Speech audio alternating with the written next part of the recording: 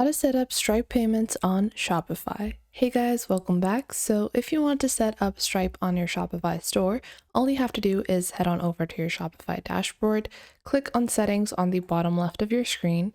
Once you click on settings, you're going to click on payments on the left toolbar over here. And once you click on payments, you're going to click on add or choose provider, or you can even click on add payment methods.